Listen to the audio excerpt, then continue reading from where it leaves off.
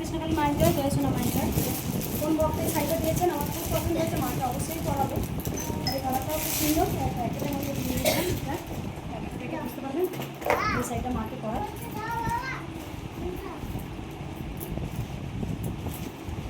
কালারটাও খুব মিষ্টি, মাকে পরাই। আগে শুনে নিই কার কি উপকার হয়েছে বলুন, আগে শুনি কার উপকার হয়েছে, কে মায়ের কৃপা পেয়েছেন। হ্যাঁ, 3 বছর ধরে পেটে ব্যথা হতো, মার কাছে আগে এসেছিলেন? 4বার। কোথা থেকে আসছেন? স্বামী আমার এটা কোনটা? ও বাবা, আর ওটা ছেলে। ও বেশ, ঠিক আছে। 3 বছর ধরে আসছেন, অনেক সুস্থ আছেন এখন। সুস্থ আছি। ঠিক আছে। আর কার উপকার হয়েছে শুনি একটু, কার উপকার হয়েছে বাবা বলো বেটা, দেখাও ওনাকে, বলো বেটা। সুস্থ হইছো নাকি বলে মার কাছে আসি করে সুস্থ হইছো? জলপাইগুড়ি থেকে আসছেন? চুপ করে একবার। জলপাইগুড়িতে থাকি, ওখানে কাজের সূত্রে। তো ওখানে থাকার সময় রাত্রে আমার মাথা ঘুরে যায় আর একটু স্ট্রোক টাইপের হয়ে যায়। তারপরে মায়ের স্মরণ করি, তারপরে আর কখনো এরকম কিচ্ছু হয় না। কি বলতেন আপনি? 2 বছর আগে এটা হয়েছিল। 2 বছর আগে হয়েছিল। তো আমি প্রথম আসলাম এখানে আসবো। না, আমি কি বলতেন কি? হ্যাঁ, কি বলতেন আপনি? কৃষ্ণকালী মায়ের জয়, আর সোনা মায়ের জয়, মঙ্গলা মায়ের জয়। আমি বলে দিই যে এই মন্ত্রটার মধ্যে এত শক্তি আছে, যেটাতে হচ্ছে আপনাদের নাম মন্ত্রের মধ্যে কি শক্তি আছে সেটা আমরা যারা করেছেন তারাই জানেন এর মাহাত্ম্য কি রয়েছে। আর কার উপকার হয়েছে একটু আর কি করে খাবো? না মা বলে দিচ্ছি আপনাদের। আর কার উপকার হয়েছে? এবার একটু বসুন, আমি কিছু ভগবানের কথা বলবো। মাকে সাইডটা করি, তুমি একটু অনুমতি দেখাও, মাকে সাইডটা করি।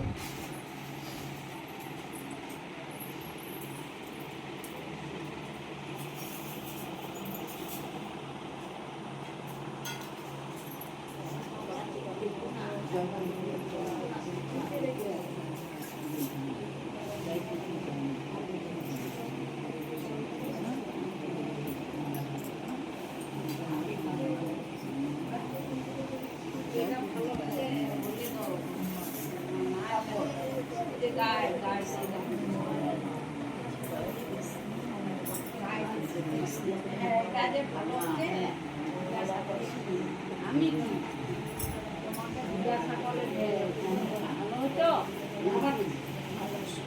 বাবা তুমি হরিনাম করে বলো, হরিনাম করে ভালো এটা হরিনাম করেছো? তুমি গান শোনা, দেখাও তো দেখাও। আমাকে তুমি গান শোনা, মা তো হরিনাম পছন্দ করে শোনা। হরে কৃষ্ণ কৃষ্ণ কৃষ্ণ হরে হরে, হরে রাম রাম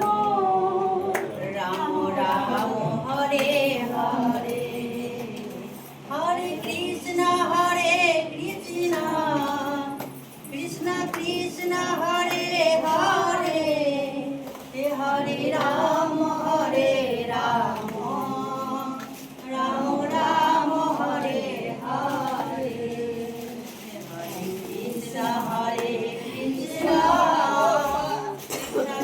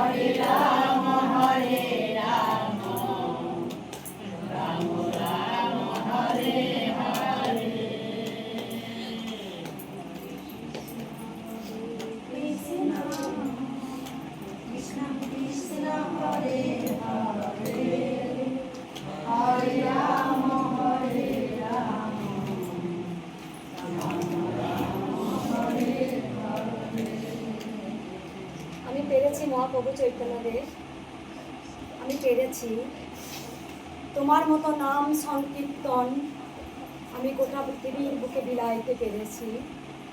কারণ তোমরা সবাই দেখো যে মহাপ্রভু চৈতন্যদেব হরে কৃষ্ণ নাম সংকীর্তন বিলিয়ে গেলেন, আজকে পাপি তাপি ছোট বাচ্চা নিষ্পাপ বুড়োরা সবাই কিন্তু বলছে জয় কৃষ্ণ কালী মায়ের জয়। কারণ যিনি কৃষ্ণ তিনি তো কালী। একবার পরমহংসদেবকে একজন বলেছিলেন, আচ্ছা তোমার মা আছে, তুমি যে জয়মা জয়মা করো, মা আছে? তা তিনি বলেছিলেন, গঙ্গার মধ্যে তাকে ডুবিয়ে দিয়ে বলেছিলেন, অনেকক্ষণ শ্বাস বন্ধ হওয়ার পর ওঠার পর এমনি করেছে, বলছে ভগবান আছে? বলছে হ্যাঁ আছে। আছে, তোমার শ্বাস প্রশ্বাস নিঃশ্বাসের মধ্যেই তিনি বিরাজমান। গিরিধারী নন্দলাল আছেন, আমি নিজে প্রমাণ, তিনি আছেন। কৃষ্ণই কিন্তু কালী হয়ে এসেছে। আপনারা সবাই কিন্তু দেখছেন আমি কিন্তু কালী পুজো করছি, কিন্তু আমি অরিজিনাল কার ভক্ত জানেন? আমি গিরিধারীর ভক্ত। আমি সবসময় একটা কথা বলি, আমি তার মা, আমি তার মা। আপনারা সবাই ভাববেন কে এমন, হঠাৎ করে মঙ্গলা কে এমন, সে হঠাৎ করে চলে এলো? হঠাৎ তো নয় মা, তার সাথে যে আমাদের লিঙ্ক ছিল। গোটা পৃথিবীর আজ মানুষ জেনে গেল জয় কৃষ্ণকালী মায়ের জয়। আমি কি বললাম? কৃষ্ণকালী মায়ের জয়, এই মহামন্ত্র যিনি পাপ করেন তিনিও উচ্চারণ করেন, যিনি পুণ্যবান তিনিও বারবার বদনে বলেন, যিনি নিষ্পাপ একটা ছোট্ট বাচ্চাকে দেখবেন জিজ্ঞাসা করবেন সেও বলবে জয় কৃষ্ণকালী মায়ের জয়। আবার বদ্ধা বনিতা মানে ছোট থেকে একদম বয়স্কদের মুখে পর্যন্ত জয় কৃষ্ণকালী মায়ের জয়। তার মানে আমাদের যুগে যুগে ভগবান শ্রীকৃষ্ণ তিনি কিন্তু লীলা করতে আসেন। তিনি কিন্তু কালী নয়, তিনি কিন্তু কৃষ্ণ। কৃষ্ণই কিন্তু কালী হয়ে এসে দেখাচ্ছেন। কেন তিনি নাম কৃষ্ণ নিলেন না? কেন নামটা কৃষ্ণ নিলেন না? কেন মায়ের মহামন্ত্রের মধ্যে রয়েছে জয় কৃষ্ণ কালী মায়ের জয়? কেন আপনি কৃষ্ণকেও ডাকছেন কালীকেও ডাকছেন? তিনি বুঝিয়ে দিয়েছেন আমি কৃষ্ণ আমি কালী। তাই এই মন্ত্রটার মধ্যে এতটাই পাওয়ার, এতটাই শক্তি। আমরা ভাবি কৃষ্ণকালী মা এসেছেন মানে আমি যা চাইবো তাই পাবো। কৃষ্ণকালী মা এসেছে মানে এটা নয় যে আমি গেলাম মায়ের মন্দিরে, আমার অনেক আশা নিয়ে গেলাম, আমাকে মা দিল না, দূর বাবা, মা দিল না, মা নেই, এর জন্যে মা আসেনি। দিয়া নেওয়ার সম্পর্ক জন্য আসেনি। মা এসছেন যে তোদের কিন্তু শেষ কলিযুগ, তোদের কিন্তু আমার নাম মন্ত্র যতক্ষণ না গানাগান করছিস ততক্ষণ পর্যন্ত আমরা উদ্ধার হতে পারবো না। তাই স্বয়ং কৃষ্ণই কিন্তু কালী হয়ে এসেছেন। এই নাম মন্ত্র আমাদের বদনে বারবার বলতে হবে, কিছু পাবার জন্য নয়। এই নাম যদি মন্ত্র জপ না করি তাহলে কিন্তু আমরা উদ্ধার হতে পারবো না। আমাদের এই নামেতে কি আছে, সব থেকে আমি কি পেলাম কি পেলাম না সেটা আলাদা ব্যাপার, সেটাকে আপনি সরিয়ে রেখে দিন। আমার রোগ জ্বালা হয়েছে, মায়ের কাছে গেলাম, ভালো হয়নি, এটা বড় কথা নয়। আমি আমার টাকা পয়সা গেছিলাম, আমার ব্যবসা আরও অগাধ উন্নতি গিয়েছিলাম, পাইনি, এটা আলাদা কথা। চাওয়া পাওয়ার সম্পর্ক আলাদা মায়ের সাথে, আর জয় কৃষ্ণকালী মায়ের জয় বলাটা আলাদা। কারণ আপনি যখনই বলবেন জয় কৃষ্ণকালী মায়ের জয়, আমাদের দেহ মন আত্মা প্রাণ শুদ্ধি হয়। কারণ যতক্ষণ না আমাদের এই ভাব চেতনা আসছে ততক্ষণ আমরা উদ্ধার হব না। উদ্ধার বলতে জন্ম মৃত্যু সেটা নয়। আমার জন্ম হলো, আমি কষ্ট দুঃখ শোক ভোগ করলাম, আবার কিন্তু যদি আমাকে আবার এই লাটায়ের মধ্যে ফিরে আসতে হবে, আমাকে এই জরাজীর্ণের মধ্যে আবার ঘুরতে হবে। কারণ এটা থেকে মুক্তি পাবার উপায় হচ্ছে জয় কৃষ্ণকালী মায়ের জয়। কারণ আমি তো ধরাধামে এসেছি আমার গোবিন্দের সঙ্গে চাওয়া পাওয়ার সম্পর্ক। আমরা কি বলি, আমরা গেলাম, মা আমার রোগ ভালো করো, মা আমার চাকরি দাও, মা আমার এটা করো, সেটা কিন্তু সম্পর্ক নয়। আমি কি বোঝাতে চাইছি ভালো করে বুঝুন। আমি বাবাকে বললাম তুমি একটা হরিনাম করো। হরিনাম, হরিনাম হচ্ছে হরির নাম করলে তুমি, তার মানে আমাদের হরির নামটা করতেই হবে। এটাই হচ্ছে আমাদের। কারণ আমাদের যখন মানুষ হয়ে এসেছি, আপনার যখন জ্ঞান বুদ্ধি এলো, একটা বাচ্চা জানে না, আপনি দেখবেন একটা বাচ্চাকে যেই বলবো বলো তো বেটা হরে কৃষ্ণ, দেখবেন এই বাচ্চাটা বলবে, বলে বেটা হরে কৃষ্ণ, দেখো বাচ্চাটাকে বলো হরে কৃষ্ণ, জয় কৃষ্ণ কালী মায়ের জয়। ওই বাচ্চাটাকে যখন বলতে বললাম, ও কিন্তু বাচ্চাটা জানে না যে নাম গান করলেই চেয়ে নিতে হয়, ও কিন্তু নিষ্পাপ মনে ডাকলো। আর যখন আমাদের আস্তে আস্তে বয়স বাড়ে, আমরা ভগবানের সঙ্গে আমি ডাকলেই চেয়ে নেব, আমি যতবার ডাকবো চাইবো, যতবার ডাকবো চাইবো। আজকে কৃষ্ণকালী মা আজকে আপনাদের মনে সাড়া দিয়েছে, জাগিয়েছে, কেন জানেন? বিপদে পড়েছেন, ডেকেছেন, মা উদ্ধার করে দিয়েছে। এটাই হচ্ছে চমৎকার। নাহলে তো আপনার বিশ্বাসটা পারবে না, এসে বলে হ্যাঁ একদম মা আছে, একদম মা জীবন্ত এসছেন, ধরাধামে নেমে এসছেন আমাদের উদ্ধার করার জন্য। একদম যে পেয়ে বলে মা আছেন, আর যে বারবার ডেকেও কিছু পান না, সেই কবে বলবে মা আছে? সেটাই তো মায়ের লীলা।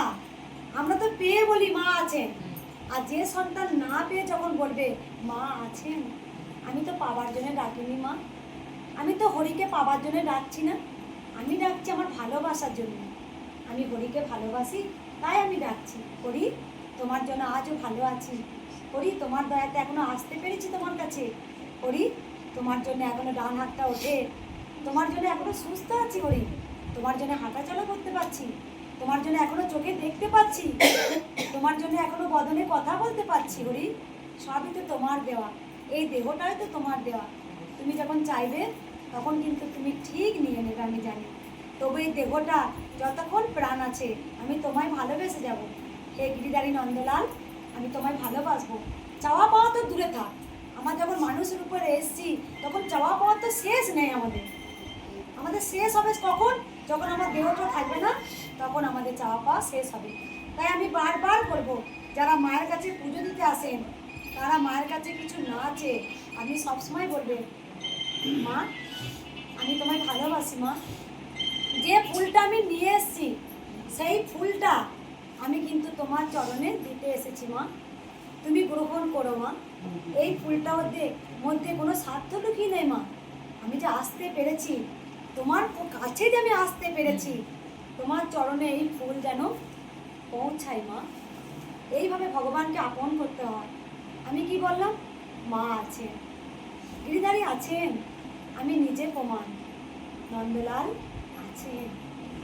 আছেন। কারণ এই যে মা, ছোট্ট বাচ্চা, মায়ের হাইটটা মা নিজে বলেছেন যে ছোট্ট বাচ্চা রূপে আমি তোর কাছে আসছি। তো তখন মাকে বলেছিলাম আচ্ছা মা, আমি তো গিরিধারীকে ভালোবাসি, ও তো আমার ছেলে, ওকে আদর করি, ওর জন্য কী দেবো আমি চিন্তায় মরি, এবার তুমি এলে পরে আমি তোমাকে আদর করতে পারবো নাকি? তাই মা তখন আমায় বলেছিল আমায় আদর করলে তোর শ্রীহরিকেই আদর করা হবে, কারণ আমিই কৃষ্ণ, আমিই কালী। তার মায়ের নাম কিন্তু কৃষ্ণকালী। মা কিন্তু কৃষ্ণ থেকে কালীকে এসছেন।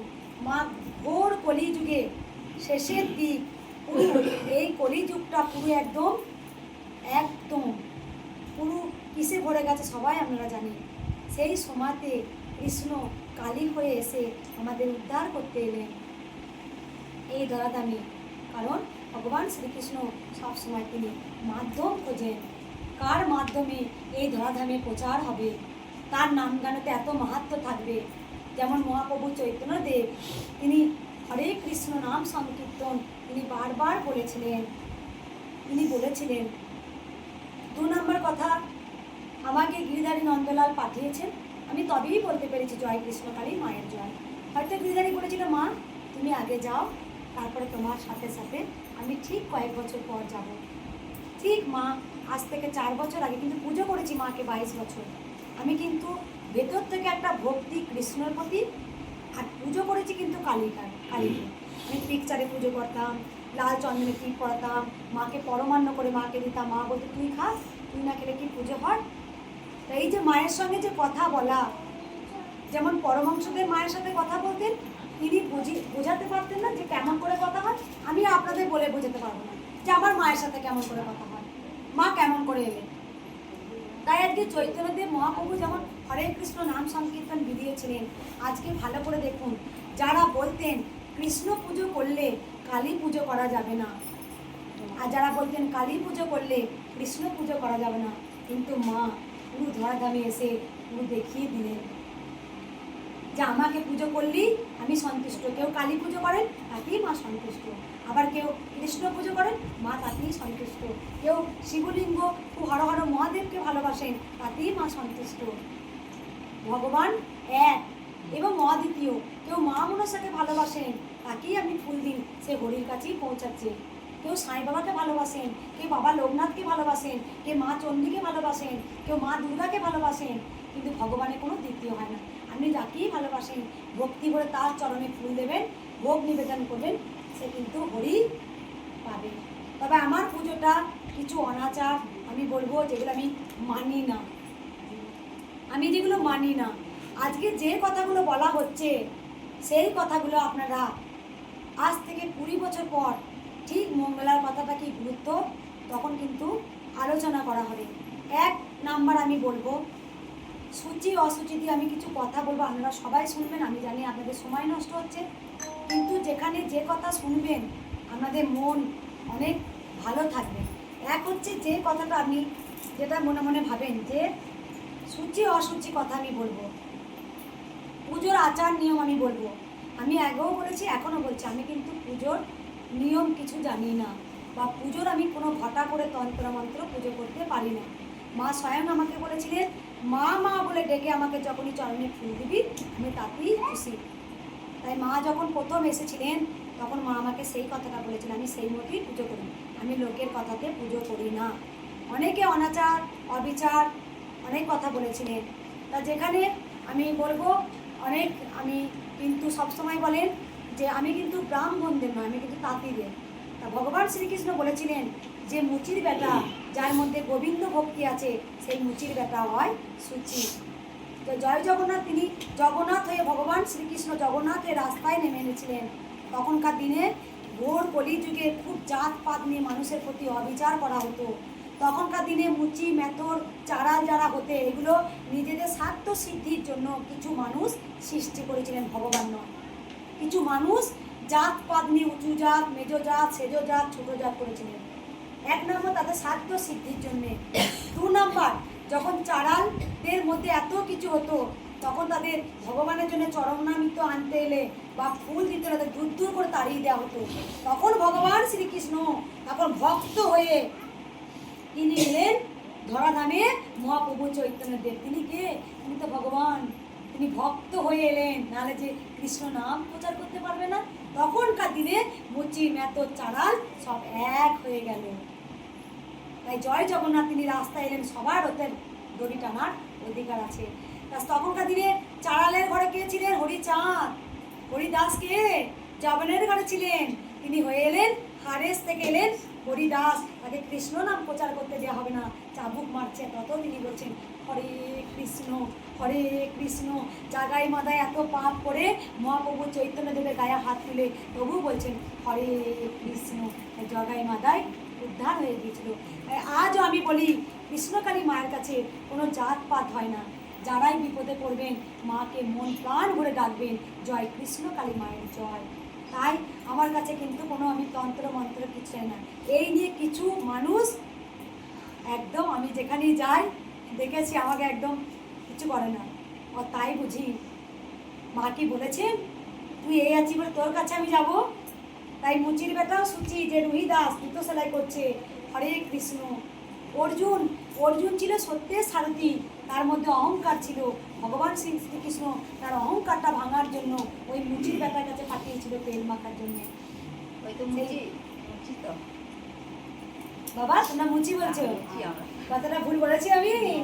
তুমি কে জানো? তুমি সব থেকে তুমি হরিনাম করছো, তুমি যাতে তোমাকে মুচি বানিয়েছে, কিন্তু তুমি গোবিন্দর পরম ভক্ত। আমি তোমাকে বলছি আজ বেটা, মুচির বেটায় হয় সূচি যে করে গোবিন্দ ভজন।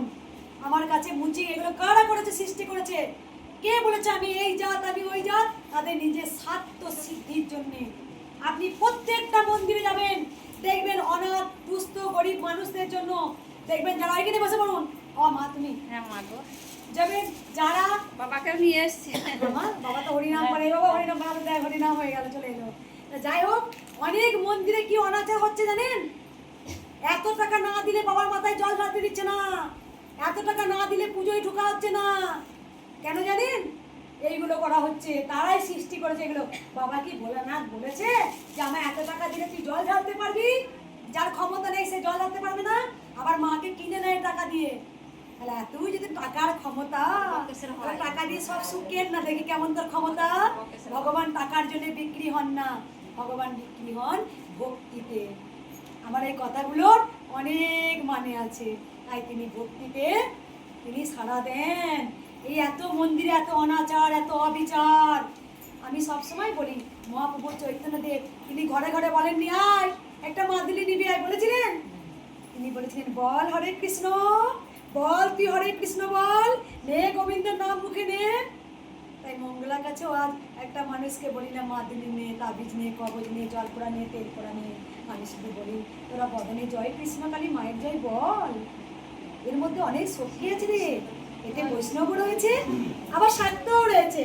বৈষ্ণব রয়েছে, শাক্তও রয়েছে। মাতা ভৈরবী, বাবা হচ্ছে পরম ভৈরব, আর মাতা হচ্ছে ভৈরবী। মহাকাল, মহাকালী। কালী কি এমনি হয়েছে? কালী কালী মহাকালী। আমাদের মতো সমস্ত কালিমা মুছে দেওয়ার জন্য মায়ের গায়ে রং হয়েছে কালী থেকে মহাকালী। কে? পরম বৈষ্ণব। আর মাতা পরম বৈষ্ণবী। এমনি এমনি বাবা বিপদে বলে মায়ের ধ্যান করেন। বাবা হচ্ছে মহাকাল, মা হচ্ছে মহাকালী। তাই বাবার সামনে হরিনাম করলে বাবা যা খুশি হয়।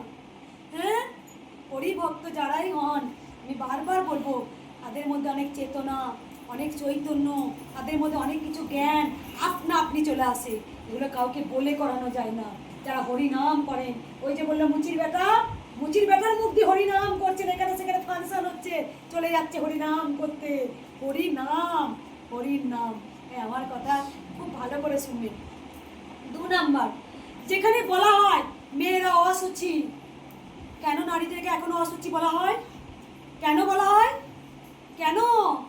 একটা ছেলে মা ছাড়া পৃথিবী আলো দেখতে পারত? হ্যাঁ, এখনো মেয়েদের উপর অনাচার, এখনো অবিচার, অসুচি। যার মনটাই সূচি নয় সে হচ্ছে চরম অসুচি। ঋতুস্রাব বলে পরে এখনো মেয়েদের বলা হয় পুজো দেওয়া হবে না, তোরা মন্দিরে উঠবি না। আমি এখনো বলি তোরা মন্দিরে আয়, তুই পুজো দিয়ে। আমি বলি আমি আজ থেকে 20 বছর পরে এই জিনিস চেঞ্জ হবেই, আমি বলে দিচ্ছি। কেন একটা নারীকে অসম্মান? কেন একটা নারীকে বলা হয় তুমি পুজো দিতে পারবে না? কেন বলা হয়? কারণ কোনো নারী অসুচি নয়, সে যে মায়ের জাত।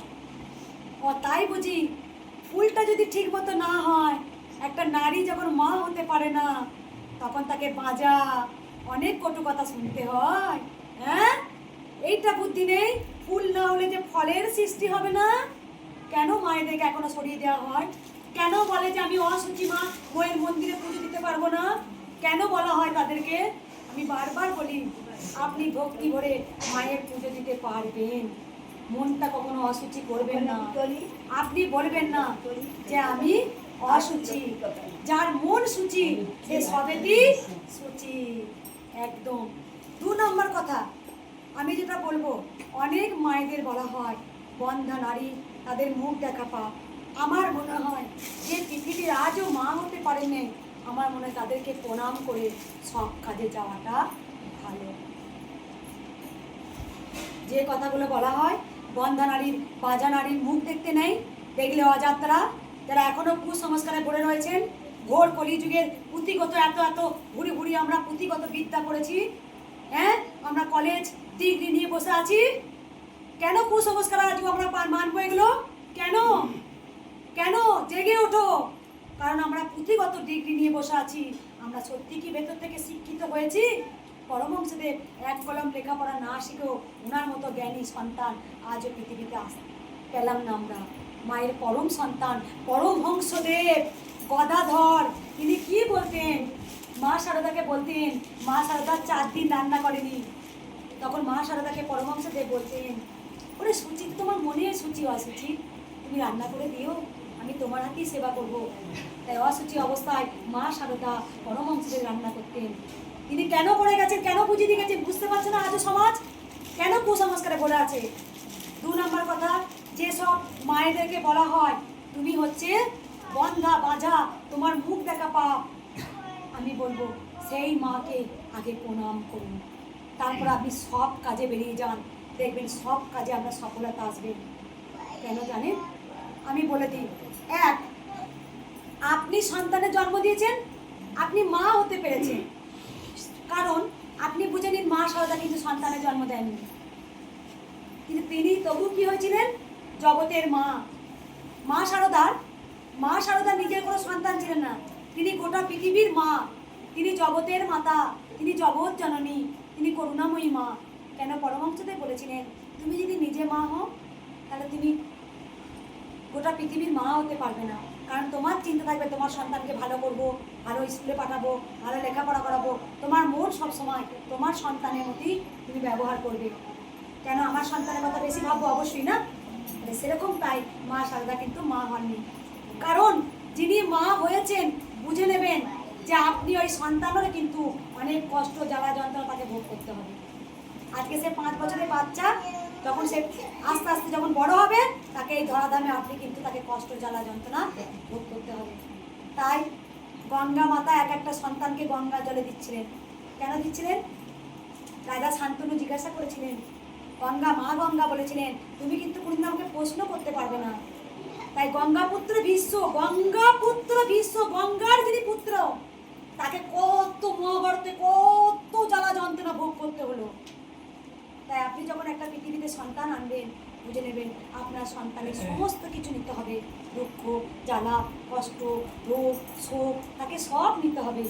তাই তো গঙ্গা মা এক একটা করে সন্তান হচ্ছিল আর গঙ্গা জলে ছেড়ে দিচ্ছিলেন।